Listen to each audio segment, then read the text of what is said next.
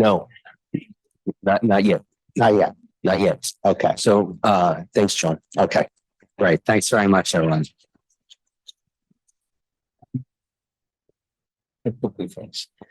So now I'm going to share the stage with one of my favorite people. Jess, come on up. So Jess has been part of the Type 1 Diabetes Consortium journey since before it even started. From her days at JDRF and then multiple roles in industry. And she's a force to be reckoned with in terms of making sure that we do good by the patients.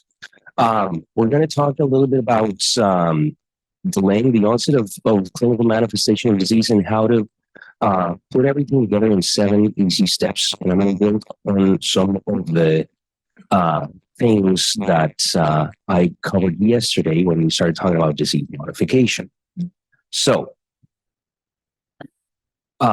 we talked about how the Type 1 diabetes field has a major advantage by having this robust disease staging construct in place. And the disease journey is understood from the very beginning, way before the first real clinical manifestations are evident. But I want to make sure that we also understand quite well that the transition from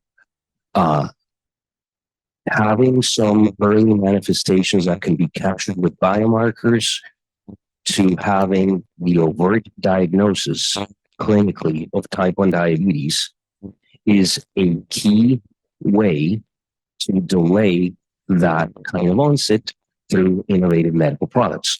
So we're specifically talking about what happens before stage 3 that you have on the slide. So that's the first step. We need to start approaching diseases with a construct of when does the journey begin? It doesn't mean that you need to redefine the diagnosis and that you need to redefine registration endpoints, but logically, from the pathophysiology standpoint, where does the disease journey begin? So that's the first thing that is important to understand. We covered yesterday some of these questions that matter to design clinical trials. That's step 2. Understand what is the practical reality of sponsors trying to develop these products to delay specific aspects of the disease journey and how to make sure that you identify what those key factors are. And so we talked about how, all these potential candidates that may meet the entry criteria for a study still have some additional characteristics that you want to make sure that you capture, but even within them, there will be additional sources of variability. So that's okay as long as you recognize that you really need to identify and quantify what those sources of variability are, linked to the practical reality of sponsors developing those drugs. So that's step 2. And then how do we answer those questions? That's step 3. In a couple of the panels yesterday, you heard the term context of use statement. And that is the thorough description of what a drug development tool or a drug development solution is intended to do. This is the summary of the context of use statement that was defined for a drug development tool for Type 1 diabetes prevention. The details are there. I'm not going to read through them, but you need to understand what's the target population, at what stage of the drug development continuum you're going to apply that specific solution, how a sponsor will go and utilize the tool, the envision tool, and be very clear about what is out of scope. That would be step number 3. Okay. Step number 4. Once you understand what is the question you want to ask, and once you define the context of use, you need to go and gather the data. And this is where we started, and we included the TrialNet data as well. So it's a lot of data, and we talked about how the data collaboration center provides the machinery to make sure that all of the data end up speaking the same language, make sure that we capture data quality, data reliability, and information value. That's absolutely key to then be able to develop the solutions. Once you have the data, that's when you can start developing the analytics. And in this particular case, we were looking at islet autoantibodies and how the different autoantibodies started appearing at a specific point in time, how that relates to the time varying probability of reaching a type 1 diabetes diagnosis. What is nice about this is that the other piece with this would be step 5. The solutions themselves are not static. And we know for a fact that the solutions that we put out there for public use have been used and evolved to look deeper into the different makeup of the autoantibodies as biomarkers that you can use to better select the population that goes into these trials before you have a diagnosis. Step 6, you put it all together for impactful adoption. Once you have all the pieces, you need to understand the unmet need, what's the practical reality of sponsors, the data, the regulatory strategy with the context of use and the regulatory steps. And then in the middle, you have the final verdict of what the autoantibodies mean in that context as a drug development solution. And step 7 is to make sure that you disseminate the learnings to everybody else, because these methods can be extrapolated to other diseases that are different, have different context, but the construct is there. And with that, I'll give the floor to Jess. Yeah, sure. So thanks, Klaus, for the introduction. As Klaus said, I've been involved in the T1D since its inception. I think the only other old timer that's here is Mariana Marinik, was also from JDRF, involved since day 0 as well.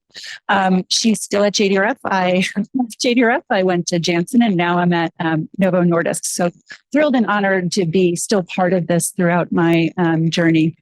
My disclaimer, I am a paid employee, and the opinions expressed here are my own and do not represent Novo. So if I say anything provocative, do not tag Novo in it, because I may not have a job.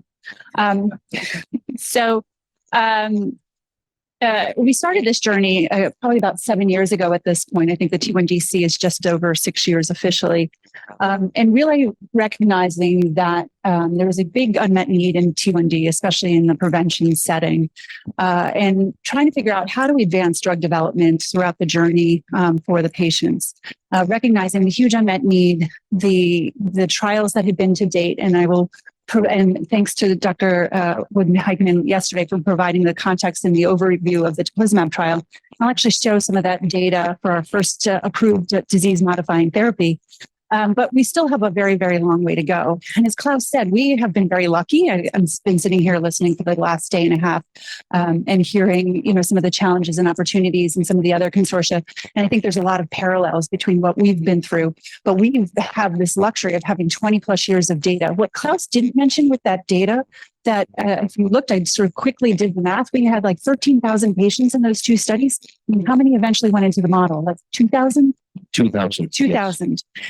So I encourage everybody who's doing clinical studies to make sure, 1, you're consenting your subjects and your patients for secondary use of their data. And number 2, that you are collecting your data in a standardized fashion so that we can be able to use it.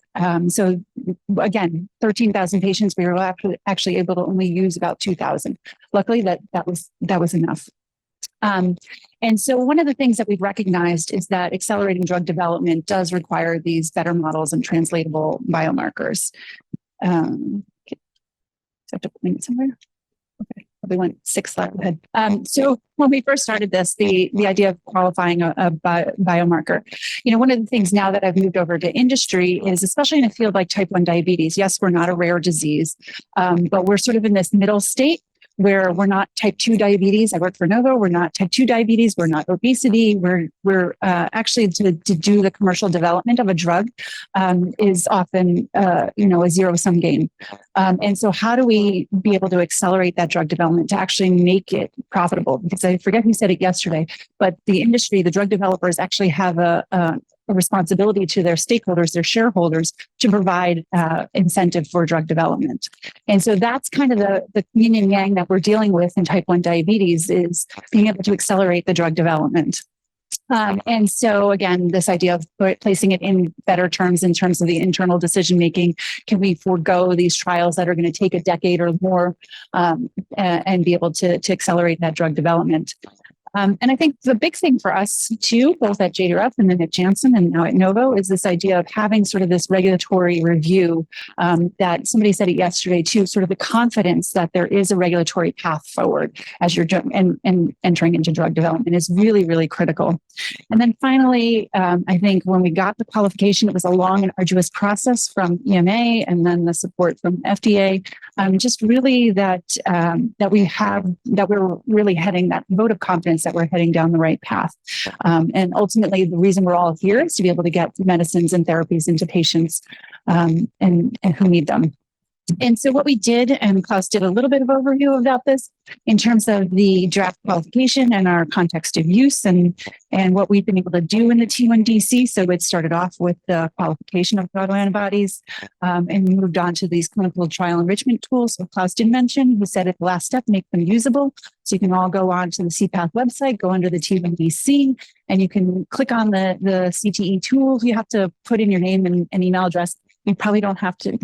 Klaus is going to kick me off stage after saying this. You probably don't even have to put your real name and address in there because it never asks you to go back and click on a link. So don't do that. So, but it's a fun tool to play with just in terms of it asks you why you're using it, if you're actually using it for drug development, or if you're just using it for exploratory purposes. So even if you're not in the T1DC, I would encourage everybody to go look and see what we've been able to do. And as Klaus mentioned, it was really building on the biomarkers, but because we've had this wealth of data, it also incorporates other patient characteristics into the model. So depending on what your patient population looks like, you can tailor it to that. And now working more towards a clinical trial simulation tool that will also hopefully get us to faster drug development. And so Klaus talked a little bit about this in terms of how and when a person should we intervene. So it's not so clear cut. The pathophysiology of type 1 diabetes is not sort of a one shot on goal. And so it's really thought of as a disease of autoimmunity. But there's also implications of the beta cell in terms of its own demise. So this idea of when do we intervene, what kind of therapies do we intervene with along the disease continuum? So, along with others in the room, I was part of that staging effort back in 2015. And we realized that was the first sort of step in terms of getting us to recognize that the disease really has these marked stages, but also as we're evolving, thinking that it really is about a disease continuum and thinking about where along that continuum we need to intervene in the best interests of the patients.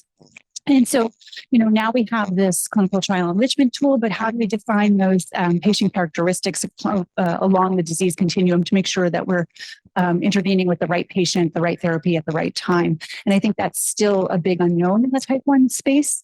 And so I'll talk a little bit in the next slide. So the other thing that they didn't tell you is that they gave me like 2 minutes to talk. And I think they all knew when they gave me 2 minutes that was a bad decision. And I'll talk a little bit about the tocilizumab trial and in terms of our current standard here, which is a time to event trial. And you saw in some terms of those antibodies that 7 years or so, right? So we can't be doing these trials moving on. One of the things too that I just want to point out that I don't think we have good answers to is what does the impact of these enrichment tools have on labeling?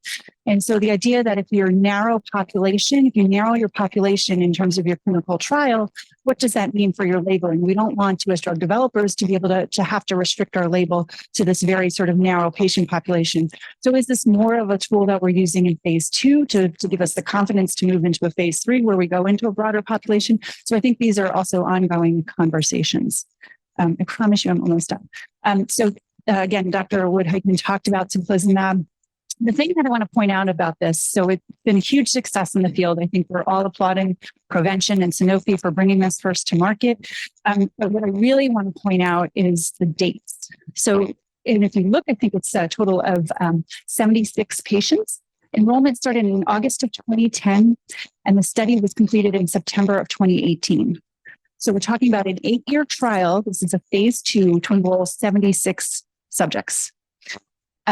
So for the drug developers in the room, think about what this means in terms of, again, phase 2. So now if, and this was, tocilizumab was approved on phase 2, this data, and there's a whole wealth of other data out there in previous trials.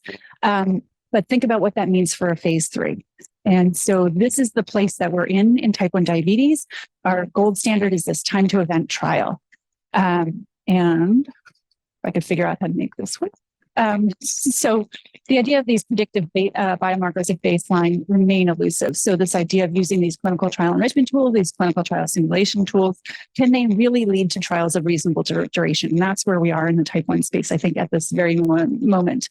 And so what does a phase 3 trial look like in stage 2 T1D? Because it hasn't been done to date. So we have an approved drug, yay, but nobody's been able to do a phase 3 in stage 2 T1D.